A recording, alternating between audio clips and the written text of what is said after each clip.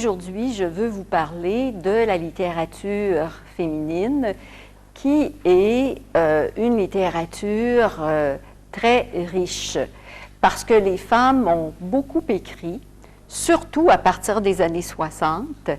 Elles n'occupent pas tout le champ de la littérature, vous l'avez fait remarquer, mais elles occupent une place importante dans la littérature québécoise. Et d'ailleurs, Yannick Resch, au cours de son exposé, a fait ressortir certains noms de femmes. Évidemment, elle a eu 1h30 pour faire son exposé. Elle ne pouvait pas toutes les nommer, mais dès le début de la Nouvelle-France, les femmes ont écrit, la première étant Mère Marie de l'Incarnation. Et elle vous a fait remarquer qu'à un tournant important de l'avenir du Québec, de la destinée du Québec, il y a eu 2 femmes qui ont occupé une place importante, 2 romancières, Germaine Guèvremont et Gabrielle Roy. Alors, les 2 romans qui paraissent en 1945, un qui termine une époque et l'autre qui commence une autre époque. Alors moi, je voudrais vous parler de l'essor qu'il y a eu à partir des années 60. Parce qu'à partir des années 60, on l'a vu hier, il y a eu vraiment un moment de grande effervescence au Québec et l'écriture des femmes s'est logée dans ce mouvement-là. Ce n'est pas un mouvement qui vient de nulle part, mais c'est un mouvement qui s'enracine dans une vision du Québec qui se préparait depuis 1945, mais qui était censurée d'une certaine façon sous le régime de Maurice Duplessis et qui est paru au grand jour dans les années 60 et plus encore en ce qui concerne les femmes dans les années 70. Or, si vous suivez le plan que je vous ai donné, le plan très bref, vous avez différentes visions de la féminité. Alors, 3 visions qui ont eu une large part au Québec. Vous avez eu une première vision, le sujet 1, c'est-à-dire où vous sentiez l'influence du matérialisme historique. Alors, cette vision-là, c'est-à-dire les hommes et les femmes sont égaux, c'est une vision qui prévaut encore aujourd'hui dans les textes de loi. Et c'est la vision que vous avez retrouvée lors du diaporama sur la culture québécoise, c'est-à-dire que les hommes et les femmes doivent exercer les mêmes droits, avoir les mêmes droits au Québec. La deuxième tendance, ça a été de voir l'homme et la femme comme étant différents. Et là, on approche des arts et de l'écriture. C'est une vision qui est inspirée de la psychanalyse, en se disant, oui, l'égalité, c'est bien beau, mais les hommes et les femmes ont des valeurs différentes. Et ils n'ont pas la même mentalité, les mêmes valeurs, ils ne s'intéressent pas aux mêmes choses. Et si vous avez lu Hélène Cixous en France, vous pouvez vous rendre compte que c'est la vision qu'elle préconise. Donc, il y a eu toute une pensée de la différence entre les hommes et les femmes qui a prévalu aussi. Et vous avez une troisième vision qui est la remise en cause des identités. On a beaucoup parlé hier d'identités multiples. Quelqu'un a d'ailleurs posé une question à ce sujet-là en disant qu'on est à une époque où on n'a pas une seule identité, mais que nos identités sont multiples, qu'elles sont changeantes et constamment en évolution. Et je vous dirais que l'écriture des femmes se situe dans ce troisième mouvement-là. Un peu dans le deuxième, parce qu'elles ont voulu essayer de voir la spécificité du fait féminin, mais beaucoup dans le troisième, en disant on n'est pas seulement des femmes, on est aussi des Québécoises. On peut être des femmes de classe bourgeoise ou de classe défavorisée. Et quatrièmement, on est des écrivaines. France Théoret a un très beau texte là-dessus. Elle commence son texte « Québécoise et écrivaine ». C'est-à-dire que, avec mes frères, je mène certains combats et comme femme, je mène d'autres combats. Alors, c'est toute une vision qui nous vient des Gender Studies américains. Alors, je vous ai parlé effectivement du fait que l'américanité est extrêmement importante et la pensée américaine est importante, mais aussi des études postcoloniales. Parce que toutes les femmes ne sont pas pareilles. Et effectivement, les études postcoloniales nous ont montré que souvent, il y a plus de rapport entre un homme et une femme colonisée que deux femmes, par exemple, une de la classe ou du groupe des colonisés et l'autre du groupe des colonisateurs. Alors, c'est peut-être aussi ce que vous avez vécu ici durant des périodes d'affirmation de l'identité algérienne. Malheureusement, je ne connais pas assez, je connais un petit peu la réalité algérienne, mais je ne suis pas au fait de vos luttes et de vos prises de position. Mais ce qui est important de voir, c'est que l'identité femme qui s'affirme dans l'écriture, c'est une identité problématique, c'est une identité qui se remet constamment en question et c'est une identité qui se veut changeante et en évolution. Alors ça, c'est très important pour l'écriture et je pense que pour un écrivain, c'est la seule posture possible parce que si on écrit, on ne peut pas avoir une posture uniquement idéologique. Il faut aussi consacrer un espace mental à ce qui nous a fait, à nos racines, à nos déchirements et à la multiplicité des personnes qui nous habitent. Est-ce qu'il y a des questions là-dessus? Est-ce que vous voulez revenir sur certaines choses? Je passe vite, je le sais. Bon. Alors donc, femmes et développement des pratiques artistiques, je l'ai simplement évoqué hier, ce développement-là va se faire à une vitesse phénoménale. On passe d'une société où les femmes restent à la maison, travaillent à la maison, à une société où les femmes étudient.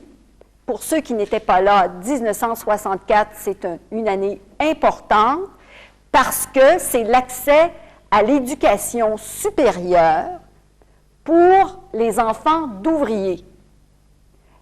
Parce que le gouvernement juge important que les Québécois soient instruits. Et on veut éviter la discrimination entre les hommes et les femmes. Donc, date extrêmement importante, les femmes arrivent dans les universités en grand nombre, elles sortent des universités en grand nombre, et évidemment, plusieurs de celles-là deviennent des intellectuels, deviennent des femmes de profession, deviennent des artistes. Et c'est la première génération aussi, et je le répète, je tiens à le dire, avant 1960 ou 70, les femmes qui écrivaient étaient des célibataires ou des femmes qui n'avaient pas d'enfants. Et là, elles vont essayer de concilier la vie familiale et la vie d'artiste, une vie comme artiste, non pas la bohème, parce que quand on a une vie familiale, on sait très bien qu'on ne peut pas être bohème, mais une vie comme artiste. Alors, donc, c'est un moment extrêmement important et tous les arts au Québec connaissent un essor incroyable et la présence des femmes est importante. Alors, il y a des arts visuels. Si vous vous intéressez aux arts visuels, depuis les années 60, il y a de très bonnes artistes visuels. il y a des bonnes chorégraphes, des compositeurs, il y a des architectes, il y a surtout, et c'est de ça que je veux vous parler, des littéraires. Mais évidemment, un mouvement comme celui-là va pouvoir prendre corps, hein, va pouvoir prendre une certaine place s'il est entouré. Parce qu'évidemment, c'est déconcertant pour la critique traditionnelle. Si la critique traditionnelle est habituée à un genre de littérature et qu'un groupe arrive, ça prend des institutions pour aider cette littérature-là à se développer. Alors, je veux mentionner qu'il y a une grande effervescence du côté de l'institutionnalisation de la littérature par la fondation de maisons d'édition. Et 2 maisons d'édition de femmes, entre autres, une où j'ai travaillé, où j'ai fait partie d'un collectif, les éditions du Remue-Ménage. Alors, vous voyez le nom, donc on remue les choses. Et l'autre, c'était une maison d'édition d'essai, tout particulièrement, mais qui a commencé à publier de la fiction, parce qu'on s'est bien rendu compte que la fiction était extrêmement vivante et proposait des idées neuves, et vous aviez les éditions de la Pleine Lune. Alors, la Maison de la Pleine Lune, qui publiait surtout des textes de fiction. Vous avez eu des revues aussi, et je vais vous nommer 2 revues au nom très, très beau, les Têtes de pioche. Alors, les femmes qui veulent s'affirmer, et l'autre, La vie en rose, évidemment, comme la chanson de Piaf. Alors, 2 revues très différentes, une, évidemment, où on sent l'apport intellectuel, et l'autre où on sent vraiment le côté plus ludique.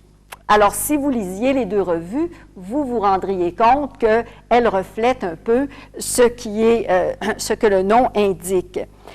Mais vous avez eu aussi des collections femmes dans les maisons d'édition. Alors, il y en a eu plusieurs, et surtout, vous avez eu des critiques femmes. Et on ne se rend pas compte, comme universitaire, à quel point la critique universitaire est importante pour imposer des auteurs. Donc, comme universitaire, on se dit, je vais faire un article, j'en fais un autre, mais la critique universitaire participe énormément à l'institutionnalisation d'une littérature. Parce que jusque-là, on travaillait surtout sur des auteurs masculins, on voyait au programme des auteurs masculins, et tout à coup, les femmes qui sortent des universités commencent à étudier des écrivaines, des auteurs femmes, et commencent à les imposer aussi.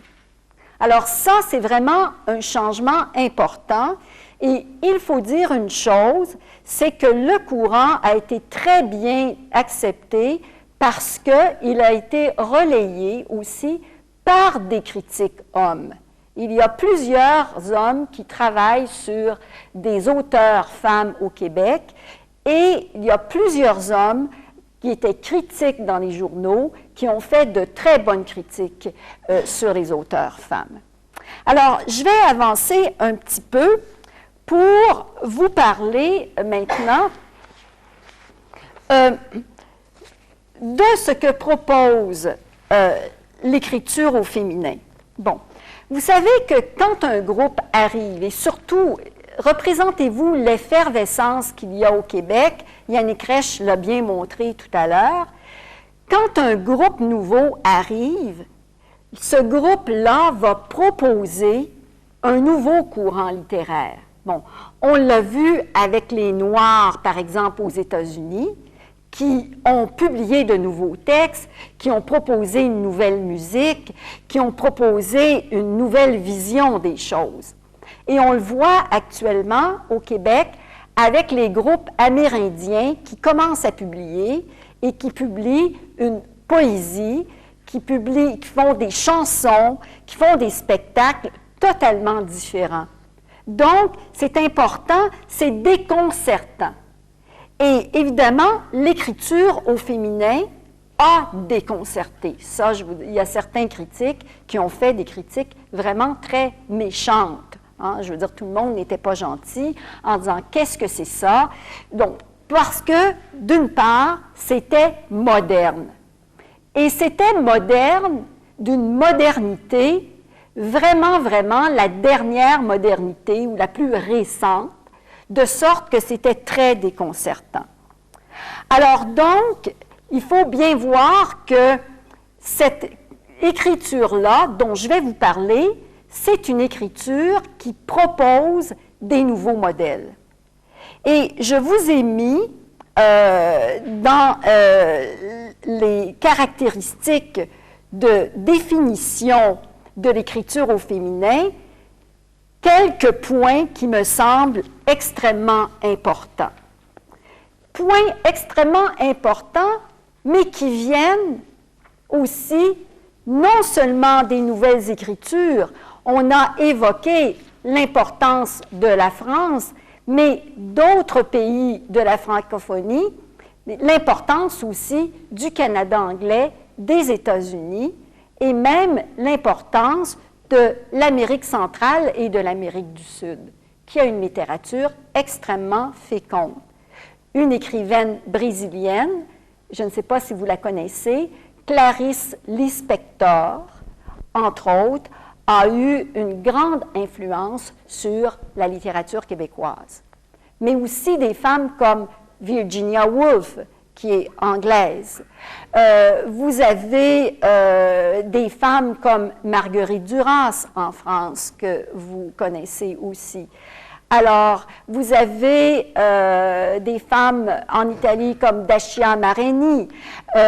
Vous avez des femmes d'un peu partout qui sont venues, pas qu'elles soient venues au Québec comme telles, mais qui ont alimenté, qu'on pouvait lire, et tout à coup, on découvre, à la faveur de ce renouveau-là, toute une écriture qu'on n'avait pas découvert avant. Il faut rendre hommage aussi à la maison d'édition des femmes en France qui a laissé une grande part aux femmes de différentes nationalités. Je ne sais pas si vous connaissez la maison d'édition. Alors, il y a plusieurs femmes, il y a des Québécoises qui ont publié aussi aux éditions des femmes. C'était une maison d'édition qui favorisait énormément les échanges chez les francophones, mais qui a aussi permis à certaines femmes de se faire connaître. Je pense encore autre à Clarice Lispector, qui est brésilienne, ou à Sylvia Plath, une jeune auteure américaine, excellente, mais qui s'est suicidée quand elle avait 31 ans. Peut-être avez-vous déjà entendu le nom. Elle a une très belle œuvre, mais elle aurait continué, si elle avait vécu, à devenir une très grande écrivaine. Alors donc, vous avez l'influence des idéologies de l'époque, vous avez l'influence de plusieurs écrivaines de différents pays. Le Québec s'ouvre. Et évidemment, on essaie de faire en sorte que cette littérature-là réponde à certains critères. Non pas parce que c'est une obligation. Il y a des femmes qui publient dans différents genres littéraires, mais il y a tout un courant qu'on a appelé l'écriture au féminin. Et l'écriture au féminin, ce que les anglophones ont traduit par « writing in the feminine », hein, nos collègues anglophones ont traduit l'expression de cette façon-là. L'écriture au féminin qui, d'une part, est une littérature, une écriture qui est faite par des femmes, avec des préoccupations féminines, et deuxièmement, une littérature qui, disons, qui s'écarte un peu de la littérature féminine parce qu'il y a une conscience de la féminitude. Comme les Noirs disent, une conscience de la négritude à cette époque-là. Donc, les deux caractéristiques sont là. D'une part, c'est écrit par des femmes, mais aussi il y a une conscience du fait de ce que c'est qu'être femme. Et on a eu des discussions célèbres. Est-ce qu'il faut vraiment que ça soit fait par des femmes? Est-ce qu'un homme pourrait avoir une écriture au féminin? Et effectivement, vous avez eu des poètes, parce que les hommes ont été très réceptifs. Un poète comme Philippe Peck, qui avait des problématiques et des thématiques très près de celles des femmes, sur la vie intérieure, les enfants, les petites choses de la vie, une conscience de la féminitude, on s'est dit, est-ce qu'on pourrait parler d'écriture au féminin? Alors, ce sont toutes des questions. Moi, je ne peux pas vous donner de réponse. Il n'y a pas de vérité. On est dans le domaine des sciences humaines, de la littérature. On est dans le domaine du subjectif. Mais simplement vous dire qu'on s'est posé beaucoup de questions, excluant et incluant la personne qui parle, parce qu'évidemment, j'ai fait partie de ce mouvement-là, moi aussi. Alors, les principales caractéristiques de l'écriture au féminin, quelles seraient-elles? La première, et on va voir un texte tout à l'heure, vous allez voir comment on le voit en pratique, la logique de l'aporie.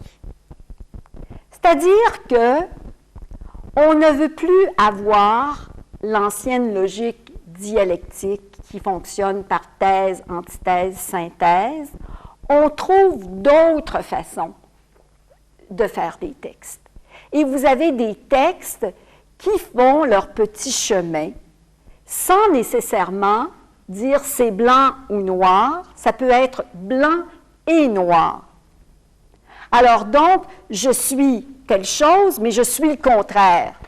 Je suis ouverte à l'extérieur, mais je suis soucieuse d'être moi, comme femme québécoise. Donc, vous avez ça. Et hier, quelqu'un parlait justement de logique rhizomatique. J'aurais pu l'ajouter aussi. Mais vous avez dans des textes toutes ces logiques-là, des façons de faire des textes qui pouvaient être extrêmement déconcertantes pour les critiques de l'époque.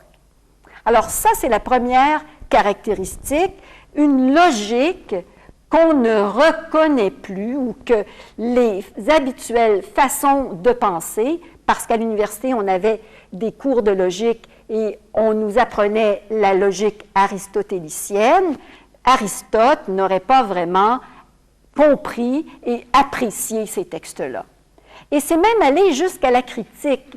Il y a eu des articles universitaires, c'est allé très loin. Maintenant, c'est impossible parce qu'on en est revenu, disons, à une rectitude universitaire.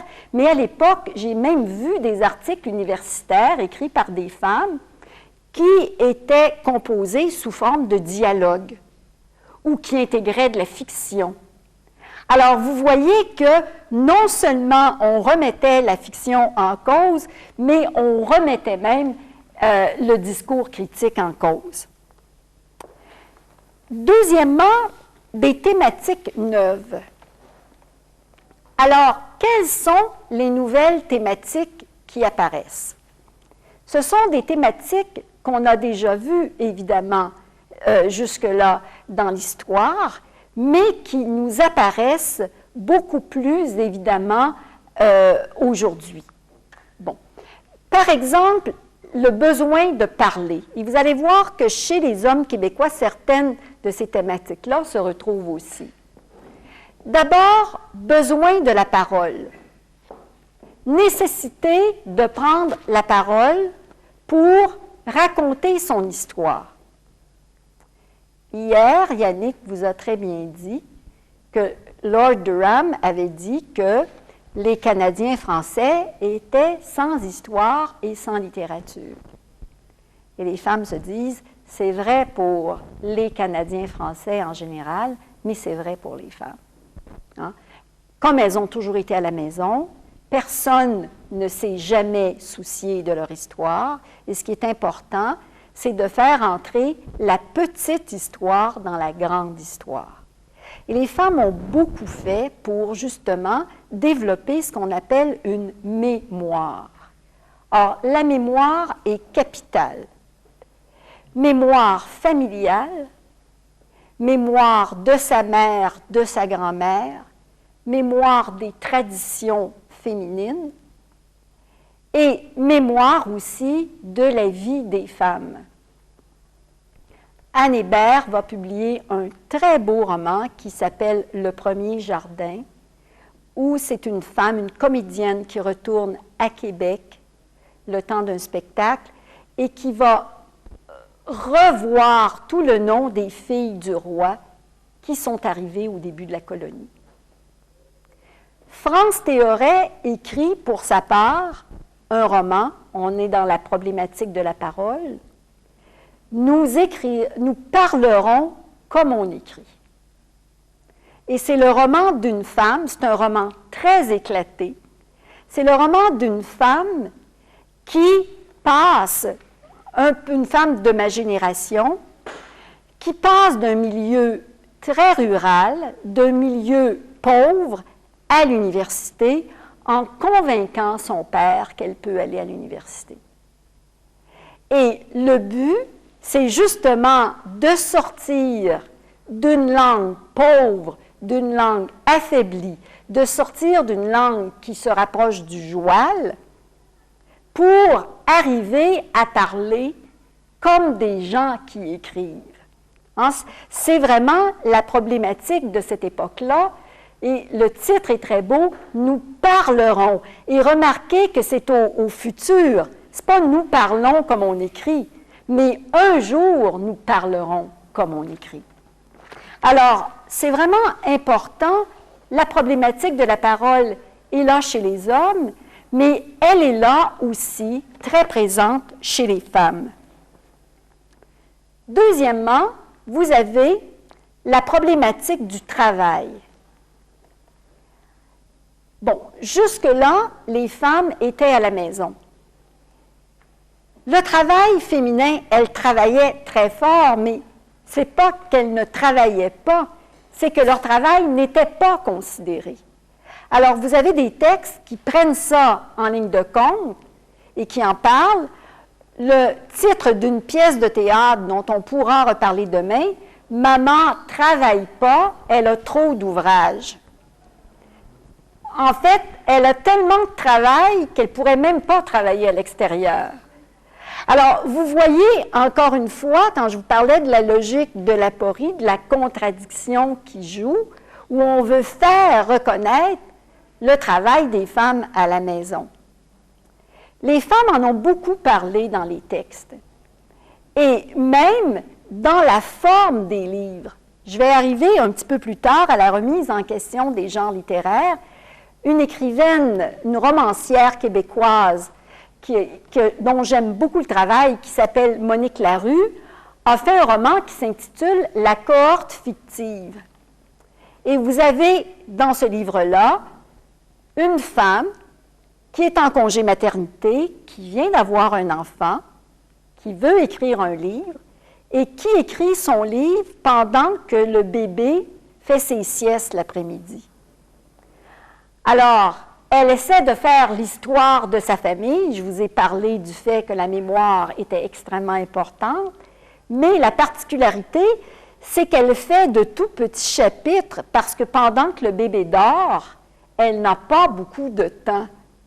Alors donc, le fait d'écrire pendant les siestes de l'enfant conditionne la forme même du roman. Et je vous dirais que ça va conditionner aussi le choix des genres littéraires, et c'est Madeleine Gagnon, une autre poète et romancière importante du Québec, qui va dire qu'elle était professeure à l'université, ce que vous connaissez bien, qu'elle a dû attendre son premier congé sabbatique pour écrire son premier roman, parce qu'avec des jeunes enfants et une charge d'enseignement, elle ne pouvait écrire que des textes courts. D'où l'importance chez les femmes de la poésie et des nouvelles. Il y a beaucoup de textes courts parce que les femmes ne peuvent pas faire une œuvre à la Flaubert ou à la Proust. Alors, donc, vous voyez aussi que le travail est considéré et les femmes sont les premières à dire qu'il y a un lien entre la façon de vivre, les conditions de vie et les genres littéraires qu'on choisit. Troisième thème extrêmement important, c'est le thème du corps. Alors, le thème du corps, c'est un thème dont on a énormément parlé sous toutes ses formes dans nombre de textes de femmes. Alors, quand je parle de corps, je parle d'abord de sexualité. Le Québec est une société très pudique. Ça, il faut le voir. Et c'est la première fois que les femmes commencent à parler de leur sexualité dans des livres. Jusque-là, c'est le grand silence. Alors, il faut attendre les années 70 pour que les femmes commencent à s'ouvrir là-dessus. Et encore là, c'est assez pudique. Ces dernières années, évidemment, sous l'influence de la mondialisation, ce qu'on appelle la mondialisation, il y a quand même une ouverture qui se fait, mais les femmes commencent à parler de leur corps, de la puberté, de la grossesse, de l'accouchement, de la ménopause, bien que ce soit encore un tabou, parce qu'évidemment, il faut être jeune et belle toute la vie. Alors, c'est encore un tabou, du vieillissement, de la mort. Alors donc, vous avez le corps, mais vous avez aussi les agressions face au corps. Vous avez, par exemple, ce sont les premiers textes qui parlent d'inceste. Et je vous ai donné le titre de Claudine Bertrand, La dernière femme, qui parle d'inceste. Vous avez les premiers textes qui parlent de viol. Vous avez un très beau film, vous avez des textes, mais vous avez un très beau film d'Anne-Claire Poirier, Mourir à tue-tête. Donc, le voile est levé sur certaines réalités qui sont importantes. Donc, le corps est au centre des propos. Le corps féminin est au centre des propos, mais aussi tout ce qui concerne les relations. Relations avec l'autre, les relations amoureuses, d'une part, prennent une place primordiale pour dire ce qu'on aime, mais pour dire quand ça ne va pas non plus. Alors, vous avez toute une génération, évidemment, je vous ai dit, on passe d'une extrémité à l'autre, où il y a beaucoup de séparations et de divorces.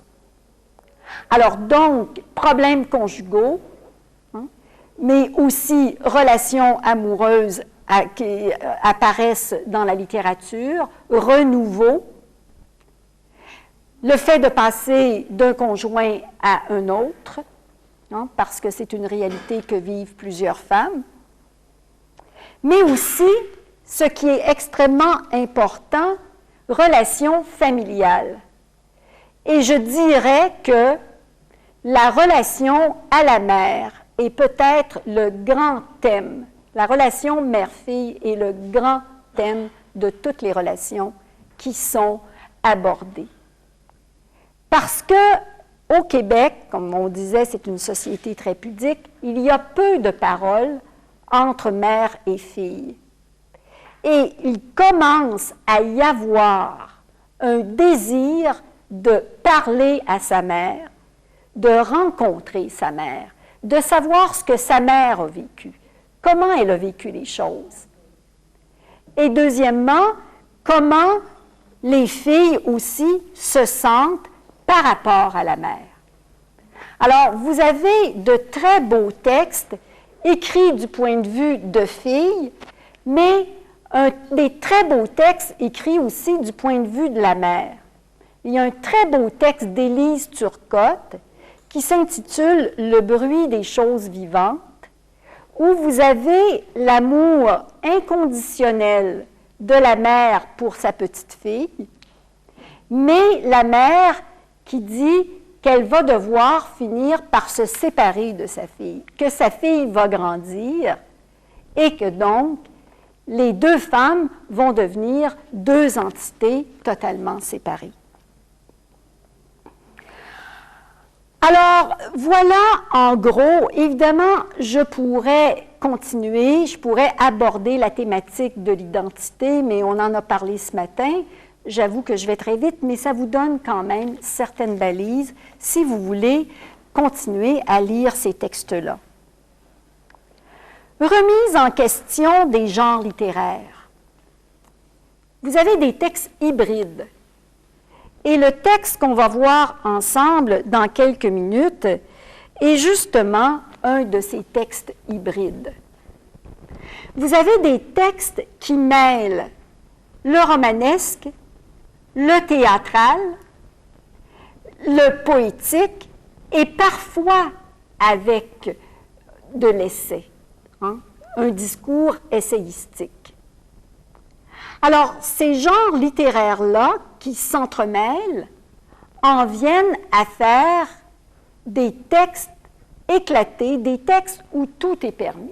C'est une époque où vraiment on redéfinit le champ littéraire et où tout est permis, où effectivement on peut aborder plusieurs thématiques, mais aussi en faisant éclater les genres. Finalement, les recherches stylistiques.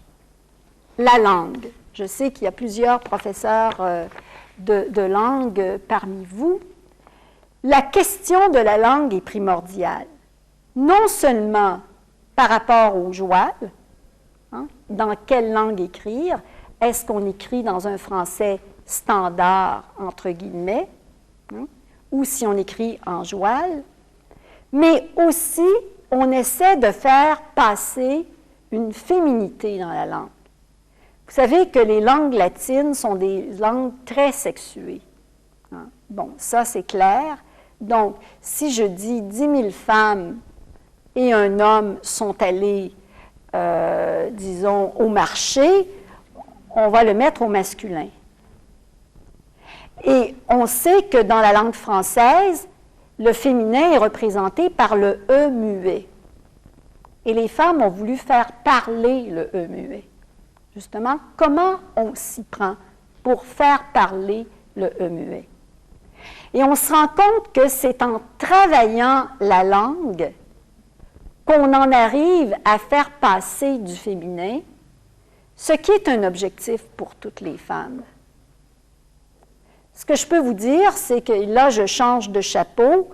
Comme écrivaine, quand j'ai à écrire un texte où je veux qu'il passe du féminin, il m'arrive de tordre la syntaxe, d'essayer de faire en sorte d'éviter le participe passé, de chercher une autre façon de le dire, pour que justement le féminin ne soit pas avalé par la forme masculine.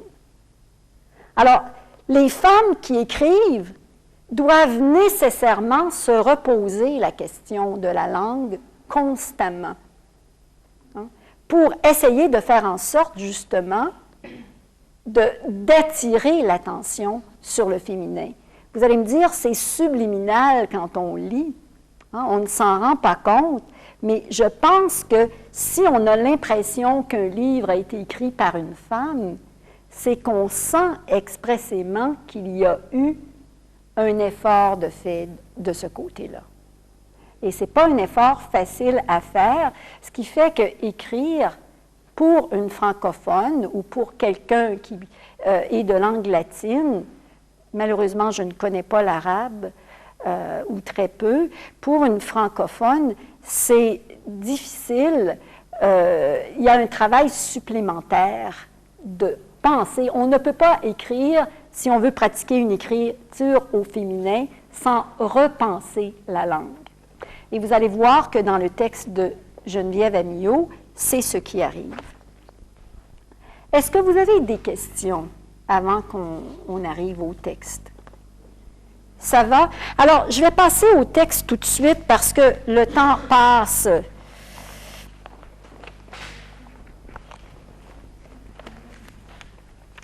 Et je voudrais qu'on ait le temps de le voir. Alors, vous allez pouvoir avoir un bon exemple. Geneviève Amyot était une écrivaine québécoise qui a écrit des petits romans, des nouvelles, des recueils de poésie. Bon, des petits romans, pas dans le sens petit, des romans courts. C'est une femme, justement, qui a des enfants, c'est une femme qui a exercé un métier. C'est une écriture, pour ma part, que j'aime beaucoup. Alors, le texte que je vous donne, est-ce que c'est de la poésie? Est-ce que c'est un texte narratif? Vous allez voir que c'est un peu des deux.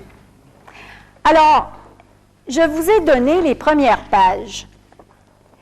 Vous allez voir que c'est très difficile pour quelqu'un qui ne connaît pas le contexte. Moi, je vous donne le contexte. C'est une femme qui est allée au cimetière parce qu'un homme est décédé. Et petit à petit, on voit que c'est un homme de son enfance. Il ne sera jamais nommé. On ne saura pas qui il est, mais on pense que c'est son frère. Alors, cette femme-là avait apporté au cimetière un tournesol. Et évidemment, elle revient à la maison, elle parle de ses enfants et elle retourne à la vie qu'elle a eue avec lui quand elle était petite. Bon, alors je vais commencer à le lire et je vais le commenter à mesure. Je pense qu'on ne pourra pas vraiment aller plus loin, malheureusement.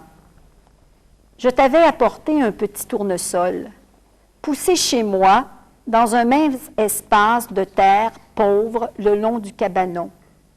Je devinais bien pourtant que je n'oserais pas ce geste. Ou encore, on ne sait jamais, une petite opportunité et tout devient simple. Ou peut-être y aurait-il lieu de forcer le courage. J'ai donc cassé le petit tournesol, à la main, après avoir bien réfléchi mon choix. Pas de boutons le long de la tige, tu aurais parfaitement compris. La plupart de ces boutons n'arriveront sûrement pas à terme, c'est clair, mais il convient de mettre toutes les chances de ce côté-ci des choses, tant que nous y sommes.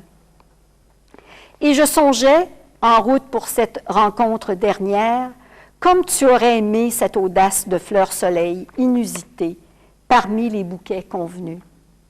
Mais ce rite n'aurait eu, à ce moment précis, ni sa pureté, ni son poids, ni surtout sa suffisante discrétion. Je me suis donc contentée de l'imaginer, tu aurais été d'accord aussi. J'aurais pu cependant te laisser le petit tournesol en ta terre, en toute intimité, une fois les autres partis. J'ai hésité, mais ça n'était plus ainsi tout à coup qu'il en devait être. Quand je suis rentrée, le petit tournesol était toujours là, sur le banc du passager, molli, étrange, rabougri. Ma fille l'y a trouvé quelques instants plus tard. Elle a réclamé de l'eau. J'ai retaillé la tige. Il a repris. Il est encore à la fenêtre, face au fleuve. Un peu plus gros, il me semble, mais c'est sans doute parce que j'ose maintenant le regarder de plus près. Quant à la petite, elle ne savait pas même à ce moment d'où je venais. Elle a voulu sauver une fleur et c'est tout. Comme quand elle veut chauffer, nourrir les oiseaux froids.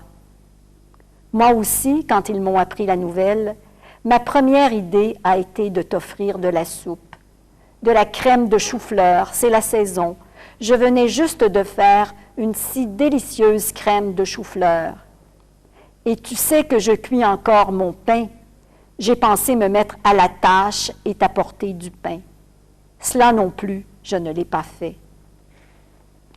La petite est entrée à l'école, en première, oui. Elle a 6 ans. Au Québec, la première, c'est 6 ans. C'est la plus grande de sa classe.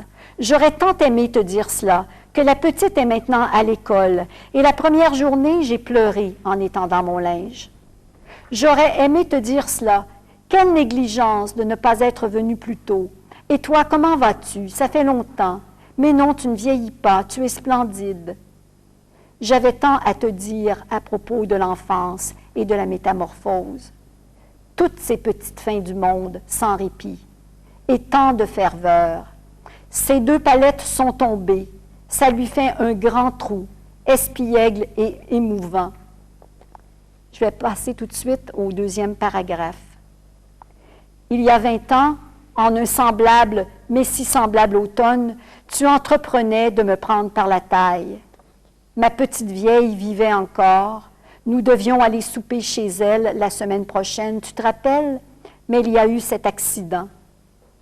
Il y a 20 ans, elle est loin, mais à la fois si intime, passée dans mes placentas, dans mon lait, mes chansons, dans mes veilles. C'est elle que je sollicitais dans mes veilles, quand il semblait tout à coup que le corps ne répondrait plus. Si manquante, si familière, je t'assure, passée dans la moindre de mes caresses sur leurs épaules, leurs joues, sur leurs pieds, dans chacun des premiers mots qu'ils ont écrits, dans les plasteurs et longs dents, j'aurais tant aimé te dire, et qu'elle y sera, je n'ai nul doute, et plus encore, au moment du premier sang de la petite. C'est elle qui fournira le linge, tant de tendresse. C'est elle qui me signifiera ensuite, par la simple bonté de l'œil, de me retirer quelque peu. Il y a 20 ans, elle me prenait encore par la taille. Alors, je voudrais simplement peut-être vous demander ce que vous remarquez de ce texte-là, face à ce que j'ai dit, ou des choses qui vous surprennent. Elle est dans le présent, ensuite elle va dans le passé, donc elle fait un aller-retour entre le passé et le présent. Elle parle de sa mère, elle parle de la personne dont elle lui aurait aimé parler, et puis on a l'impression qu'elle parle aussi de sa mère. Oui, ma petite vieille. Voilà, oui. La petite vieille, donc sa fille et sa mère, et elle fait un lien, donc elle, c'est le lien entre ces 2 personnes-là. Exactement. Et on se rend compte que dans son discours, elle passe par association d'idées d'une personne à l'autre, d'une idée à l'autre, et qu'elle ne maintient pas toujours une syntaxe qui serait jugée avant les années 60 comme une syntaxe qui est orthodoxe, qui est normative. Alors, elle se permet des licences. Qu'est-ce que vous avez vu aussi? Avez-vous remarqué, on parle de licence, oui? Exactement. Donc, le tu est constamment là, il est vraiment important, elle lui parle comme s'il était toujours vivant. Mais elle dit des choses qu'elle ne fait pas, en fait. Elle dit je fais telle chose, mais elle ne le fait pas. Oui. Elle lui a emmené le tournesol, mais en fait, elle ne l'a pas emmené. Elle l'a pas emmené. Elle aurait aimé faire des choses, mais en fait, il y a une contradiction. Elle dit des choses qu'elle ne fait pas. Donc c'est... Oui, c'est une écriture justement du deuil. Elle va écrire 12 lettres à cet être-là et le livre se termine après les 12 lettres. Une lettre par saison, par mois, excusez-moi. Alors donc, elle va compléter le deuil. On dit qu'un deuil, la première année du deuil est la pire. Elle complète le deuil et elle essaie justement de faire en sorte qu'elle boucle la boucle et puis qu'elle puisse s'en éloigner. Et les dernières lettres sont moins endeuillées. Il y a moins de regrets. Elle aurait aimé le voir davantage. Elle aurait aimé poursuivre la relation. Il est mort de façon d'un accident, à ce qu'on comprend. Donc, elle n'a pas eu le temps de lui dire au revoir. Alors, tout ça est dans le texte. Avez-vous remarqué aussi le fait qu'elle parle de très petites choses insignifiantes et qu'on trouvait peu dans les livres masculins et qui entrent dans le quotidien d'une femme? De la crème de chou-fleur, moi, je n'avais jamais vu ça dans un texte. D'accord? Alors, elle fait exprès. Il y a quelque chose qui est de l'ordre de l'affirmation d'un quotidien féminin. en disant nous allons faire entrer ce quotidien-là dans la littérature avec un grand L. Dans le chapitre précédent, la photographie, oui. Donc c'est une préoccupation de mère. Exactement. Étendre le linge. Pardon? Étendre le linge. Étendre le linge, faire la cuisine, s'occuper des enfants, tout ça entre dans son quotidien et veut que ce quotidien-là soit considéré comme étant de l'ordre du signifiant et non plus de l'insignifiant. Oui? On a aussi l'impression qu'elle se place par rapport à sa maman, et donc par rapport à sa mère et à sa fille. Exactement. Mais aussi, elle rejoint ce féminin pour le placer par rapport au masculin. Cet être perdu qui est un homme. Oui. Qui est un homme, qui est un masculin. Oui, tout à fait. Oui. Mais par moment, elle parle de son mari, de son conjoint. Alors, donc, il y a cet être qui est perdu, qui est de l'ordre de l'enfance, mais il y a aussi un homme dans le présent. Et par moment, là, on ne peut pas voir se déployer le texte, elle parle de son fils, parce qu'elle a aussi un fils. Je vous ai donné les premières pages pour que ça ne soit pas trop déconcertant, mais elle parle de ça. Oui? Il y a les entités mort-vie, il y a l'entité homme-femme, et puis passé-présent. Exactement. Donc, oui. Elle joue avec ça, et signifiant, insignifiant. Oui.